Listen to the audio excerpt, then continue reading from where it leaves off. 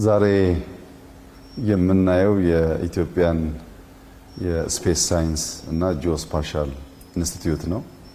ይህ ተቋም ከተቋቋመ በጣም ጥቂት ዓመታቱ ነው። የሚሸፍነው ስኮፕ ከከርሰ ምድር እስከ ስፔስ ያለውን ለልማት አስፈላጊ የሆኑ ዳታዎች የመለየት አናላይዝ ማድረግና ለውሳኔ በሚያመች መልኩ ማቅረብ ነው አንዱ ስራቸው እና ሲጀመር ጥቂት ዓመታት ስለሆኑት በዚህ ደረጃ የደረጀ ተቋም የማየት ጉጉት ቢኖረንም ግን አልጠበቅም። ስፔስ ሳይንስ እና ጂኦስፓሻል በጣም ጥሩ ደረጃ ነው ያሉት። ፋውንዴሽን ተጥሏል። እንግዲህ ዛሬ ባየነው ከከርሰ ምድር ስንነሳ የት አካባቢ የከርሰ ምድር ውሃ እንዳለ ለመለየት የሚያስችል ጥናት እየሰሩ ይገኛሉ። ብዙ ቦታዎች ላይ በተለይ ከተሞች አካባቢ የከርሰ ምድር ውሃ በስፋት ያለበትን ለይተዋል። በኢትዮጵያ ያሉ ሐይቆች ባለፉት 10-15 ዓመታት የነበራቸውን ሳይዝ እየጨመሩ ያሉትን ባሉበት የቆሙትን ለምን እንደቆሙ ጭምር የውሃ ሀብታችንን የሚለይ ስራ እየሰሩ ይገኛሉ። ከውሃ ስንወጣ በምድር ላይ የት አካባቢ ሞር ግሪን እየሆነ እንዳለ የት አካባቢ ሞር ለመታረስ ከውሃው ከአፈሩ ጸባይ አንጻር ምቹ እንደሆነ ምን ያክል የተጠቀምንበትና ያልተጠቀምንበት ሳይዝ በመሬት እንዳለ የሚለዩ በጣም ወሳኝ መረጃዎች አሏቸው። ለምሳሌ ህዳሴን እንኳን ብንወስድ ከጀመርንበት ጊዜ ጀምሮ ውሃ እየያዝን ስንሄድ ያለው አጠቃላይ ፒክቸር የሚታየው እዚህ ነው እና በውሃ በመሬት እየተገነባ ያለው እውቀት በጣም ተስፋ ሰጪ ነው። በጂኦስፓሻል ቅድም እንዳያችሁት በፓርሰል ደረጃ እያንዳንዱ ላንድ ዩኒክ ኮድ ሰጥተው መለየት ችለዋል። የእያንዳንዱ ፓርሰል ላንድ በዩኒክ ኮድ ተለየ ማለት ማን ይኖርበታል፣ የፈለገ ሰው ታክሰስ ያደርገዋል። ይህ በመሸጥ በመለወጥ በድለላ ያለውን ችግር ሁሉ ለመቀነስ ኦቶሜትድ የሆነ መረጃ መንግስት እንዲያገኝና የተስተካከለ ውሳኔ ለመወሰን የሚያስችል ሆኖ የሚያገለግል ነው እና ከላንድ ኢንፎርሜሽን ሲስተም አንጻር ተቋሙ እያደገ ያለበት ደረጃ ካርታን ከማተም ዲጂታላይዝ ከማድረግ አልፎ በአፕሊኬሽን ደረጃ እየሄደበት ያለው ርቀት እጅግ ተስፋ የሚሰጥ ነው። ከዚያ በተጨማሪ በስፔስ ሁላችን እንደምናውቀው ባለፉት ጥቂት ዓመታት 2 ሳተላይት ወደ ምህዋር ልከዋል። ሶስተኛውን በምርምር ላይ ነው ያሉት። በሚቀጥለው ዓመት ወይም 2 ዓመት ውስጥ ሶስተኛው ሳተላይት ለኢትዮጵያ ለማምጠቅ አቅደው እየሰሩ ነው። ይህም በጣም ደስ የሚል ዜና ነው።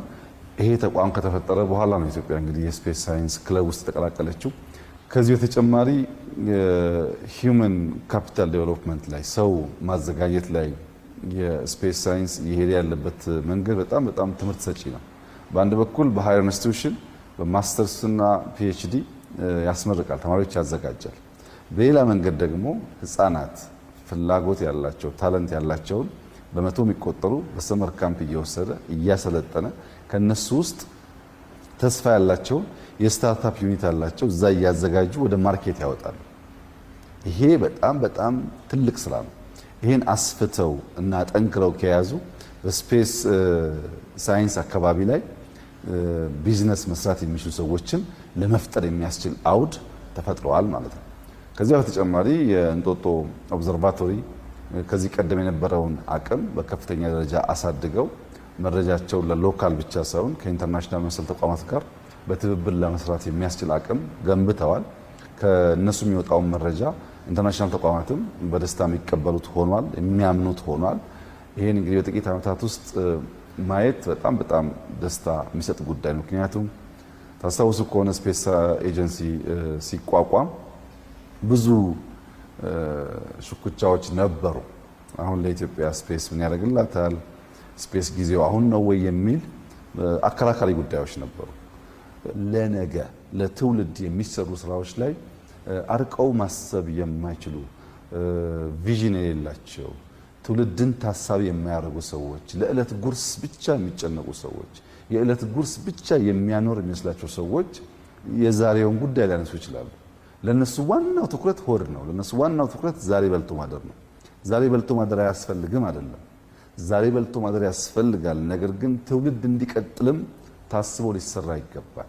ሀገራዊ የሆኑ የወል የሆኑ ሀብቶች ተቋማት እየተገነቡ ካልሄዱ በቀር ዛሬ ያለውን ብንበላ ነገ ማምረት የማያስችል አቅም ከተፈጠረ እንጠፋለን ማለት ነው። ትውልድ ይቋረጣል።